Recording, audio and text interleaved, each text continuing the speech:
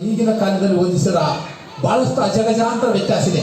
ಇವತ್ತು ವಿದ್ಯಾರ್ಥಿಗಳಿಗೆ ಎಲ್ಲ ರೀತಿಯ ಸೌಕರ್ಯಗಳಿವೆ. ಈ ಸೌಕರ್ಯ ಒದಗಿಸಿಕೊಟ್ಟದ್ದು ಸರ್ಕಾರಕ್ಕೆ ನಾನು ತುಂಬ ಋಣಿ ಅಂತ ಹೇಳ್ತಾ ಇದ್ದೀನಿ. ಮಕ್ಕಳ ಕಲಿಯಕ್ಕೆ ಎಲ್ಲ ರೀತಿಯ ಸೌಲಭ್ಯಗಳನ್ನು ನೀಡಿದ್ದಾರೆ. ಆ ಒಂದು ಸಂದರ್ಭದಲ್ಲಿ ಇವತ್ತು ಮುಖ್ಯವಾಗಿರ್ತಕ್ಕಂಥದ್ದು ಶಿಕ್ಷಕರು ಈ ಒಂದು ಶಾಲೆಯನ್ನು ಬೆಳಗಿಸುವ ಕೈ ಅವ್ರ ಕೈಯಲ್ಲಿರುವುದು. ವಿದ್ಯಾರ್ಥಿಗಳು ಈ ಶಾಲೆ ದೇವಾಲಯವಾದರೆ ಈ ಒಂದು ವಿದ್ಯಾರ್ಥಿಗಳೇ ಈ ಒಂದು ಶಾಲೆಗೆ ದೇವರು ಅಂತ ಕರಿತಾ ಇದ್ದೀವಿ. ಶಾಲೆಯ ದೇವರು ಯಾರಿದ್ರೆ ಆ ವಿದ್ಯಾರ್ಥಿಗಳಂತ. ದೇವಾಲಯ ಯಾವುದಂತಂದ್ರೆ ಈ ಶಾಲೆ. ಈ ಶಾಲೆ ಒಳಗಡೆ ದೇವರಿದ್ರೆ ಆ ಶಾಲೆಗೆ ಚಂದ ಅಂತ. ಅಂದ್ರೆ ವಿದ್ಯಾರ್ಥಿಗಳು ಸದಾ ಎಲ್ಲ ವಿದ್ಯಾರ್ಥಿಗಳು ಶಾಲೆಗೆ ಬರಬೇಕನ್ನತಕ್ಕಂಥದ್ದು ಒಂದು ಮುಖ್ಯವಾಗಿರ್ತಕ್ಕಂಥ ಉದ್ದೇಶ. ದಯಮಾಡಿ ಯಾರು ಅನ್ಯಥಾ ಭಾವಿಸದೆ ನಾವು ಶಿಕ್ಷಣ ಕಡೆ ಬಹಳಷ್ಟು ಗಮನ ಕೊಡಬೇಕಾಗಿದೆ. ಯಾಕಂದ್ರೆ ಇವತ್ತು ಯಾವ ಮಟ್ಟದಲ್ಲಿ ಶಿಕ್ಷಣ ಇದೆ, ಎಲ್ಲ ಸವಲತ್ತುಗಳಿದ್ದಾವೆ.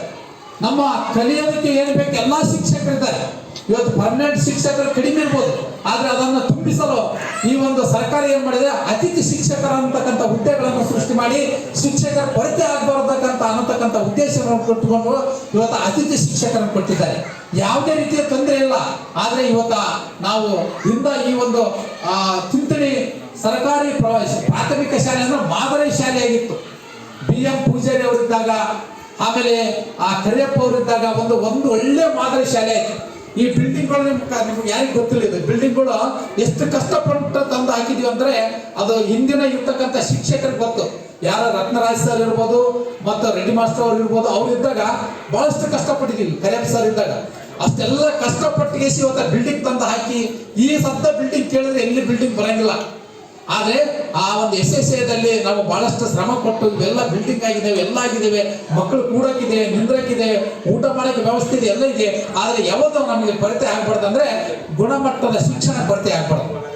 ಒಳ್ಳೆಯ ರೀತಿಯ ಶಿಕ್ಷಣ ಸಿಗಬೇಕಂತಕ್ಕಂಥ ಆಸೆ ನಾವು ಯಾವುದೇ ಇಲ್ಲ. ನಾವು ಶಿಕ್ಷಣದಲ್ಲಿ ನಾವು ಏನಾದ್ರೂ ಕಲಿಕೆಯಲ್ಲಿ ಹಿಂದೆ ಬಿಡ್ತಪ್ಪ ಅಂದ್ರ ನಮ್ಗೆ ಸಿಟ್ಟು ಬರ್ತದೆ. ಯಾಕಂತಂದ್ರೆ ನಾವು ಸರ್ಕಾರ ಒಬ್ಬ ಶಿಕ್ಷಕರಿಗೆ ಸುಮಾರು 50-60 ಸಾವಿರ ರೂಪಾಯಿ ಪಗಾರ ಇರ್ತದೆ.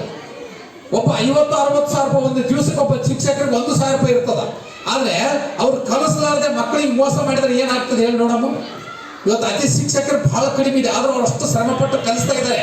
ಆದ್ರೆ ಪರ್ಮನೆಂಟ್ ಟೀಚರ್ ಏನ್ ಮಾಡ್ತಾರೆ ಅಂದ್ರೆ ಅತಿಥಿ ಶಿಕ್ಷಕರ ಮೇಲೆ ಬಿಟ್ಟು ಹೊರಗಡೆ ಹೋಗ್ತಕ್ಕಂಥ ಕೆಲಸ ಇರ್ತಾವೆ. ಲೀವ್ ಹಾಕೋದಾಗ್ಲಿ, ಸುಮ್ಮನೆ ಯಾವುದೋ ನೆಪ ಹಾಕಿ ಹೊರಗಡೆ ಹೋಗೋದಾಗ್ಲಿ, ಇವೆಲ್ಲ ಮಾಡೋದು. ಒಂದು ದಿವಸಕ್ಕೆ ನಿಮ್ಗೆ ಸರ್ಕಾರ 1,000 ರೂಪಾಯಿ ಕೊಡ್ತದ, ನೆನ್ಪಿಟ್ಕೊಳ್ಳಿ. ಅದಕ್ಕೆ ನಾನು ಏನು ಹೇಳ್ತಾ ಇದ್ದೇನೆ, ಮಕ್ಕಳ ನಿಮಗೆ ನೀವು ದೇವರು ಆ ಮಕ್ಕಳಿಗೆ ಮೋಸ ಮಾಡದಂತೆ, ನೀವು ಮಾಡತಕ್ಕಂಥ ಕರ್ತವ್ಯಕ್ಕೆ ದ್ರೋಹ ಮಾಡದಂತೆ ಕರೆಕ್ಟಾಗಿ ಮಕ್ಕಳಿಗೆ ವಿದ್ಯೆಯನ್ನು ಕಲಿಸಿ. ಮಕ್ಕಳಿಗೆ ವಿದ್ಯೆ ಕಲಿಸಕ್ಕೆ ನಿಮ್ಗೆ ಯಾರು ಬೆಂಬಲ ಬೇಕಾಗಿಲ್ಲ, ಯಾರು ಸಪೋರ್ಟ್ ಬೇಕಾಗಿಲ್ಲ. ವಿದ್ಯೆ ಕಲಿಸಬೇಕಾಗಿತ್ತಪ್ಪ ಅಂದ್ರ ಮುಕ್ತವಾಗಿ ಶಾಲೆಗೆ ಬನ್ನಿ.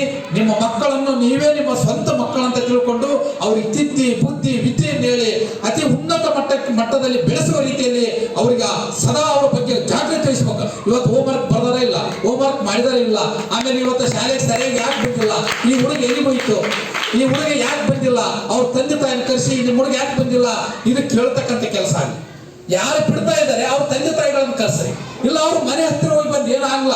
ಯಾಕಂದ್ರೆ ಹಿಂದಿನ ಶಿಕ್ಷಕರು ಹಿಂದೆ ಕೆಲವೊಬ್ರು ಇದ್ರು, ನಾವು ಹೇಳಂಗಿಲ್ಲ ಹೆಸರು. ಅವರು ಯಾವ ಮಕ್ಕಳು ಶಾಲೆಗೆ ಬರ್ತಲ್ಲ ಅವ್ರ ಮನೆಗೆ ಹೋಗ್ತದ. ಮನೆಗೆ ಹೋಗ್ಬಿಟ್ಟು ಸರ್ ಇವತ್ತು ನಿಮ್ಮ ಹುಡುಗ ಬಂದಿಲ್ಲ ನೋಡ್ರಿ, ನಿಮ್ಮ ಹುಡುಗಿ ಬಂದಿಲ್ಲ ನೋಡ್ರಿ,